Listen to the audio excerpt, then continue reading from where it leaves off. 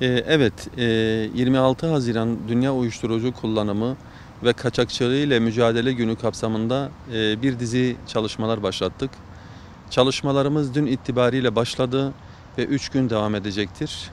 Partimizin gençlik kolları ile beraber yürüttüğümüz çalışmanın ana teması bağımlı olma, hür ol. En iyi korunma yolu hiç başlamamaktır teması ile bir dizi çalışma başlattık. Bu kapsamda yaptığımız çalışmalarla vatandaşlarımızın koruyucu ve önleyici tedbirleri en iyi şekilde uygulaması için toplumsal farkındalığı artırmaya çalışıyoruz.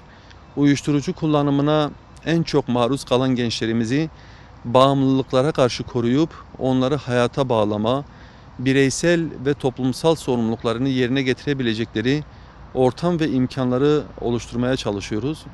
Aynı şekilde uyuşturucu ile etkili bir mücadelenin yürütülebilmesi için topyekün bir mücadele gerekmektedir. Özellikle uluslararası sahada bir koordinasyon gerektiği gibi ülkemizde de bakanlıkların, kurum ve kuruluşların ve STK'ların koordineli bir şekilde çalışması uyuşturucu ile mücadelede başarı elde etmek için etkili bir yol olacaktır. Bu nedenle bu konuda mücadele yürüten kurum ve kuruluşlara yönelik bir dizi ziyaretler yaparak etkili bir mücadelenin yürütmesi çabası içerisindeyiz. Bütün bu gayretimizin nedeni vatandaşlarımızı uyuşturucu kullanmayan sağlıklı bir topluma kavuşturmaktır.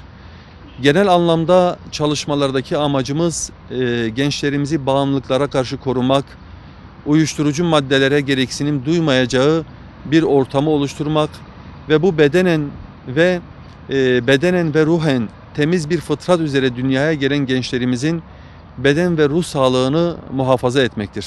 Uyuşturucu kullanımının Türkiye ve dünyadaki son durumunu değerlendirdiğimizde dünya genelinde olduğu gibi ülkemizde de uyuşturucu, kumar, alkol ve diğer madde bağımlılıklarının toplumdaki kullanım oranına bakıldığında bireyselliği aşarak toplumsal bir soruna dönüştüğü görülmektedir.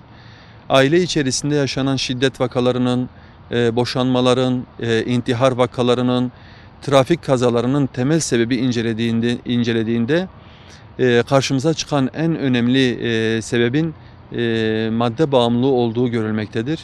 Toplumsal yapımızı bu denli tehdit eden bu durum ile çok kapsamlı mücadele yürütülmesi gerekmektedir. Türkiye'de en son paylaşılan verilere baktığımızda 2011 yılında piyasa değeri 2 milyar TL uyuşturucu madde ele geçirilmişken bu sayı çok fazla artarak 2020 yılında 165 milyar TL değerine çıkmıştır. Yani çok ciddi anlamda bir artış söz konusudur. Bu operasyonel anlamda olumlu bir gelişme olarak değerlendirilse de toplumda oluşan arz ve talep anlamında değerlendirildiğinde çok ciddi olumsuz bir tablo olarak görülmektedir bu veriler. Türkiye'nin özellikle transit bölge konumunda olması yüksek miktarda uyuşturucu maddelerin transferinin yapılmasına sebep olmaktadır. Bu durumda uyuşturucu maddelerin piyasaya daha fazla sürülmesine ve vatandaşların bunlara kolay erişmesine sebep olmaktadır. Bu nedenle küresel boyut kazanan bu durum ile etkili bir mücadele yürütebilmek için komşu ülkeler başta olmak üzere uluslararası işbirliğine gidilmesi gerekmektedir. Uyuşturucu madde kullanan gençlerimizin aile yapıları ve demografik özelliklerini incelediğimizde aile yapılarında ve aile işlevlerinde bazı aksaklıkların olduğunu görmekteyiz. Yapılan bilimsel çalışmalar da bu izlenimlerimizi desteklemektedir. Bu durum bize şunu bir kez daha göstermektedir. Sosyal hayatımızda karşılaştığımız birçok sorunun adresi bize aileyi göstermektedir. Bu nedenle aile kurumunun güçlendirilmesi için atılacak adımlar çok değerli ve çok elzemdir. Özellikle aile içerisinde yaşanan iletişim problemleri ve bunun sonucunda ortaya çıkan tartışmalar aile üyelerini birbirinden uzaklaştırmaktadır. Aile içerisinde huzuru yakalamayan bireyler dışarıya yönelmektedirler. Bu durumda bireyleri daha riskli ortamlara taşımaktadır. Bu nedenle aile içerisinde sevgi, saygı, birlikte zaman geçirme, paylaşım, ve birbirini anlama davranışları çok önemlidir. Türkiye'de özellikle uygulanan polisiye tedbirler ve erişimi engelleme anlamında satıcılara yönelik yapılan operasyonlar önemlidir.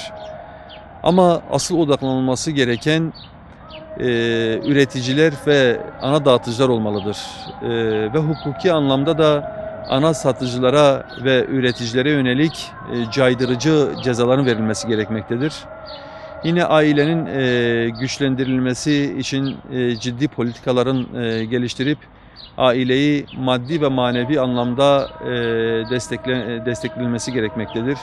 Ailelere sosyal destek paketleri artırılmalı. Sosyal devlet olmanın gereği olarak bir ailenin sağlıklı, dengeli ve yeterli beslenip barınabilmesi için gıda, giyim, konut, kira, elektrik, su ve yakıt yardımı yapılması gerekmektedir. Yine Milli Eğitim Bakanlığı okullarda ve kendisine bağlı kuruluşlarda hem öğrencileri hem ailelerini bilinçlendirecek çalışmalar ortaya koymalıdır. Uyuşturucuyla mücadelede nasıl bir yol izlendiği büyük bir önem arz etmektedir.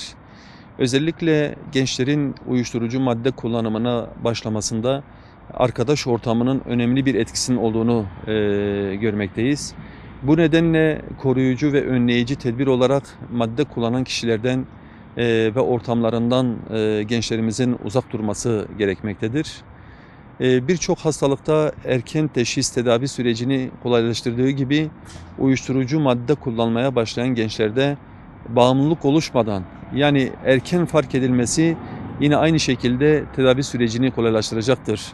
Bu nedenle ailelerimizin çocuklarının sorun ve sıkıntılarına duyarlı olmaları ve onların davranışlarını iyi gözlemleyerek erken müdahaleye imkan sağlamalıdırlar. Yani bu durum erken teşhisin ortaya konulması açısından ve tedavi sürecinin olumlu neticeler vermesi açısından önemlidir. Yine madde bağımlılığından kurtulmak bazen bir gencin tek başına mücadele edebileceği bir durum olmaktan çıkmaktadır. Bu durumda gençlerin ve ailelerinin uzman desteğine başvurarak tedavi sürecini kolaylaştırmaları gerekmektedir. Koruyucu ve önleyici tedbirler kapsamında henüz maddeye bulaşmamış bireylerin eğitilip bilinçlendirilmesi önem arz etmektedir. Özellikle eğitim öğretim sürecinde bireylerin madde kullanımının tehlikeleri konusunda hem bireylerde hem de ailelerde farkındalık kazandıracak programlar bir an önce başlatılmalıdır. Aile üyeleri arasında madde kullanan bir üyenin bulunması diğer aile üyelerinin de madde kullanma riskini artırmaktadır. Bu durumda ailenin uzman yardımıyla beraber süreci takip etmesi ve onunla beraber hareket etmesi önemlidir. Aile ve sosyal çevre tarafından bireyin damgalanması veya dışlanması bireyi daha riskli bir duruma sokmaktadır. Madde bağımlısı birey ciddi anlamda psikososyal desteğe ihtiyaç duymaktadır. Bu bağlamda madde kullanan birey aile içerisinde tutularak bağımlılıktan kurtulması için ihtiyaç duyduğu destek verilmeli ve toplumun bu konuda duyarlı olması gerekmektedir. Yine madde bağımlılığı ile mücadele aile sistemiyle beraber okul, arkadaş ve sosyal çevreyi de sürece dahil edecek bir model geliştirmelidir. Madde kullanan bireylerin denetim sonrası beklentileri, hayatlarını ikame edecekleri düzenli bir iş ve evlenip aile düzeni kurabilmesi için yine aynı şekilde Aile ve Sosyal Hizmetler Bakanlığı, Denetimli Serbestlik Daire Başkanlığı, Türkiye İş Kurumu arasında koordineli bir çalışma başlatmalıdır. Bu çalışmalar kapsamında gençlerimizin işsiz kalmalarının da önüne geçerek bu boşluktan kaynaklı olarak bulaşabilecekleri maddelerin de önüne geçilmiş olacaktır.